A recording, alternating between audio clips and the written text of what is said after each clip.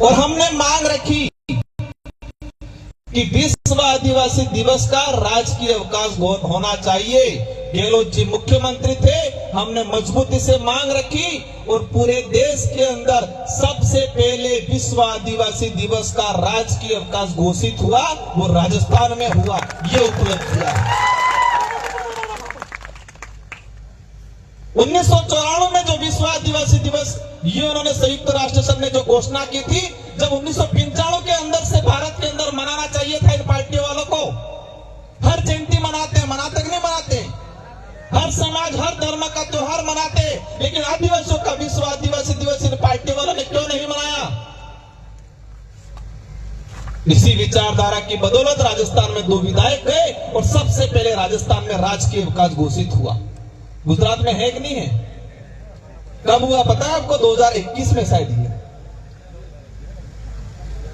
राजस्थान में होने के बाद या गुजरात बड़ा खबर पड़ी कि वारो भाजी जवानो है, पण एम रोकचे नहीं रोका गया, वारो भाजेगा ही थे। क्षेत्रीय पार्टियों की बदौलत देश के अंदर आजादी के बाद से आज तक देश के जो कानून बने हैं, अच्छे कानून, गरीब के लिए, पीड़ित के लिए, आदिवासी दलित के लिए हित में जितने जो कानून बने हैं वो क्षेत्रीय पार्टियों की बदौलत बने हैं। તમે કોગા કેન્દ્રમકારી ક્ષેત્ર પાર્ટી जी वालन सरकार थी। एक सबसे बड़ी योजना है, जब जनता इन नेताओं को भीड़ की जरूरत पड़ती है तो कौन सी योजना वाले को याद करते हैं? नरेगा वाले को। करते कि नहीं करते? सरपंचों को, सचिवों को कह देते हैं कि नरेगा की लेबर ले आओ, लेकिन नरेगा योजना भी क्षेत्रीय पार्टी वालों की बदौलत आई है 2005 में। कांग्रेस वाला कहीं कहीं हो, कहीं कांग्रेस या नरेगा योजना में यूपीए की सरकार थी। 18 से 20 पार्टियों ने मिलके यूपीए की सरकार बनाई थी। मनमोहन जी प्रधानमंत्री थे और क्षेत्रीय पार्टियों ने सोनिया गांधी जी के पास डिमांड रखी कि यूपीए की सरकार को हम मदद करेंगे, लेकिन देश के अंदर रोजगार गारंटी कानून आना चाहिए। ये क्षेत्रीय पार्टी और सोशल एक्टिविस्ट जो लोग थे, इन्होंने डिमांड रखी। दूसरी डिमांड रखी कि देश के अंदर सूचना का अधिकार अधिनियम कानून आना चाहिए। एक गरीब आदमी भी चाहे कि कलेक्टर कटला वजे आवे, कटला वजे जाए, 1 महीना में कटला काम की ये जानकारी गरीब आदमी भी लेना चाहे तो ले सके, ये कानून आना चाहिए। उस कानून का नाम रखा सूचना का अधिकार अधिनियम। निःशुल्क शिक्षा का अधिकार कानून, खाद्य सुरक्षा अधिनियम जो 2013 में आया, ये सारे के सारे कानून क्षेत्रीय पार्टियों के सहयोग से जब भी यूपीए सरकार बनी तब आए। कांग्रेस फुल फ्रेश में वेती, रोजगार गारंटी नहीं आती। कांग्रेस फुल फ्रेश में अगर सरकार में होती, रोजगार गारंटी नहीं आती। है सच्चाई है। मोदी जी तो बंद कर दूं ही कह रहे थे, पर पता नहीं कि सलाहकारों ने सलाह दे दी कि आप देश में जब भ्रमण करने जाओगे तो सभा में नरेगा के ही लोग आएंगे, इसलिए उन्होंने बंद नहीं किया। लेकिन इसको अपंग करने का काम जरूर कर रहे हैं, उनके बजट में कटौती करने का काम हो रहा। आज ठान के जाना है, ये पार्टी एक क्रांति के रूप में, एक मिशन के रूप में चल रही है और इस पार्टी के अंदर जनता तय करेगी नेता कौन बनेगा। मैं भी विधायक बना, 2 बार सांसद बना, मैंने तय नहीं किया कि मैं बनूंगा, क्षेत्र के कार्यकर्ताओं ने तय किया कि राजकुमार बनेगा। यहां पर भी, गुजरात के अंदर भी वही हमारा प्रत्याशी होगा, उस क्षेत्र की निर्वाचित जनता कहेगी वही बनेगा। जनता सर्वोपरि है, सिलेक्शन प्रणाली वो लागू होगी। इस बात को मैं थोड़ा एक्सप्लेन करना चाहूंगा। देश आजाद हुआ उस समय कुछ लोग चाहते थे कि आदिवासी दलित को वोट का अधिकार मत दो। संविधान सभा की जो डिबेट हुई, हम कहते हैं संविधान बनने में 2 साल 11 माह 21 दिन लगे, 18 दिन लगे। संविधान को बनने में 2 साल 11 माह 18 दिन लगे। तो उस डिबेट में पढ़ना, आप एक जगह कुछ लोगों ने, मैं नाम नहीं लेना चाहूंगा, कि दलित पिछड़ा आदिवासियों को वोट का अधिकार नहीं मिलना चाहिए क्योंकि उनको समझ नहीं है वोट डालने की। और जयपाल सिंह मुंडा ने कहा था, आप उन लोगों को लोकतंत्र सिखाने की बात करते हो जो लोग हजारों सालों से लोकतंत्र जीता आया। इन लोगों को लोकतंत्र की सिखाने की बात कर रहे हो जो हजारों सालों से लोकतांत्रिक व्यवस्था से जीता आया है। आपको लोकतंत्र आदिवासियों से सीखने की जरूरत है। ये बात जयपाल सिंह मुंडा ने संविधान सभा के अंदर कही थी। हमें वोट का अधिकार मिला,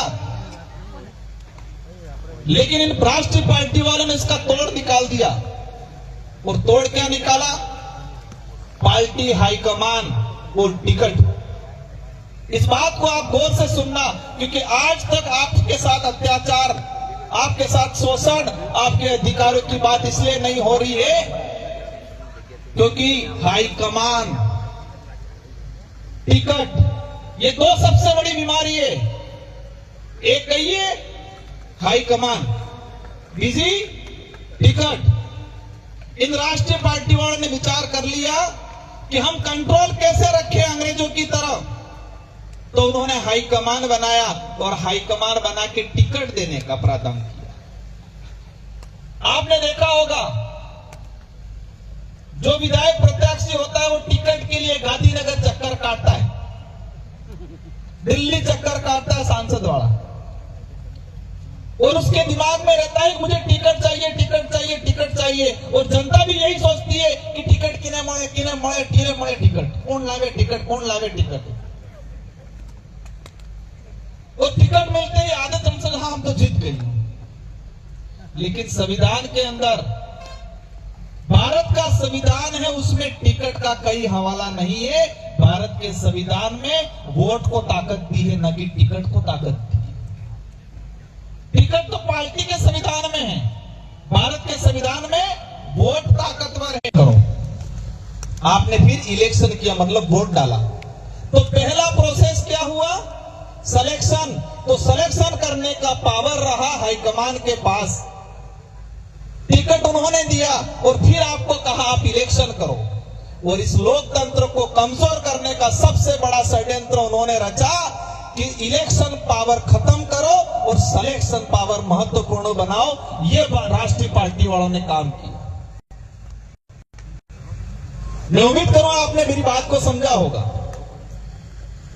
इलेक्शन मतलब वोट के पावर को खत्म करने का काम करने किया और सिलेक्शन का पावर, टिकट देने का पावरफुल बनाया। अब जिस विधायक को आपने वोट देके जिताया, लेकिन वोट देने से पहले उसका सिलेक्शन हुआ, टिकट मिली, टिकट किसने दी? हाईकमान ने। अब किसके प्रति वफादार रहेगा वो? इलेक्शन के प्रति वफादार रहेगा कि सिलेक्शन के प्रति रहेगा? सिलेक्शन किसने किया? पार्टी हाईकमान ने। तो पहले विधायक बनने के बाद 5 साल तक आपका नेतृत्व नहीं करता है, वो पार्टी का नेतृत्व करता है। वो आपके प्रति उत्तरदायित्व नहीं रहता है, आपके प्रति वफादार नहीं रहता है, वो पार्टी के प्रति वफादार रहता है। पार्टी कहेगी उठ, उठेगा। पार्टी कहेगी बैठ, बैठेगा। पार्टी कहेगी लेट, तो लेट जाएगा। पार्टी कहेगी मुंह बंद रख, मुंह बंद रखेगा। हो रहा है नहीं हो रहा है? कभी पता करना है, ये राष्ट्रीय पार्टी के जो विधायक हैं, राष्ट्रीय पार्टी के जो सांसद हैं, वो कहें पार्टी गाइडलाइन ना के रही, पार्टी हाईकमान से डायरेक्शन नहीं है, पार्टी वालों ने ना कहा है, पार्टी नाराज हो जाएगी, पार्टी के विपरीत हो जाएगा। कभी समाज के विपरीत हो जाएगा बोला, कभी समाज का नुकसान होगा बोला, कभी समाज नाराज हो जाएगा बोला, क्योंकि वो पार्टी के प्रति वफादार है, पार्टी के प्रति जवाबदेही है। लेकिन भारत आदिवासी पार्टी ऐसी सिलेक्शन प्रणाली दे रही है कि आपका विधायक, आपका सांसद जनता के प्रति जवाबदेही रहेगा, जनता के प्रति वफादार रहेगा। ये बहुत बड़ा काम है और ये काम राष्ट्रीय पार्टी वाले कभी नहीं करेंगे, क्योंकि वो आम गरीब जनता का भला नहीं चाहते, वो जनता के हाथ में पावर देना नहीं चाहते। इस पार्टी के अंदर जो अच्छा काम करेगा, जो डट के रहेगा, जो तूफान में भी खड़ा रहेगा, क्योंकि गुजरात में तो शुद्धिकरण की मोटी फैक्ट्री है, वॉशिंग मशीन। तो हमें ऐसा बंदा चाहिए जो वॉशिंग मशीन के अंदर भी फिट नहीं हो। गुजरात में भारत आदिवासी पार्टी से ऐसा जवान चाहिए जो वॉशिंग मशीन में भी फिट नहीं था और कड़ा वॉशिंग मशीन में गालवान भी कोशिश करे तो वॉशिंग मशीन फाटी जाए बुझ जाए।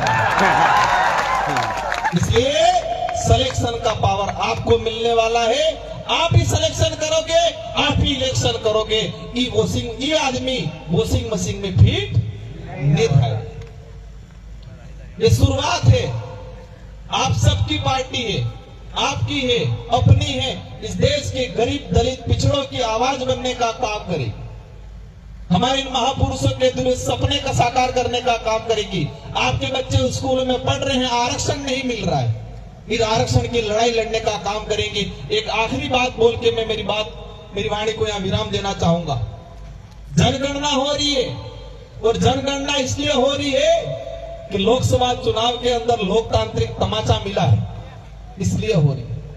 और जनगणना के अंदर हमारी आइडेंटिटी को कायम करना है, हमारी संस्कृति, हमारी पहचान, हमारी पूजा पद्धति, हमारी धार्मिक पहचान को इस बार हमको कायम करना है। और आदिवासी समुदाय जब अपनी संस्कृति, अपनी पूजा पद्धति, अपनी धार्मिक व्यवस्था की बात करता है, कुछ लोग कहते हैं आदिवासी उस धर्म में हो गया, उस धर्म में हो गया। आदिवासी समुदाय का इतना बिखराव किया है, राज्यों में बांटा, धर्म में बांटा। आदिवासी समुदाय ईसाई भी बन गया, बौद्ध भी बनाए, मुस्लिम भी बन गए, कहीं हिंदू भी बन गए। जो धर्म ही नहीं आए थे उससे पहले आदिवासी समुदाय पूजा पद्धति करता आ रहा, जो आपने देखा है। सभी धर्मों का बाप कहा जाता है और हमको बांट दिया सब में। तो पूजा पद्धति और धार्मिक शुद्धिकरण का काम भी भारत आदिवासी पार्टी कर रही है, आप सबके साथ सहयोग से। और गुजरात के अंदर परिवर्तन आएगा।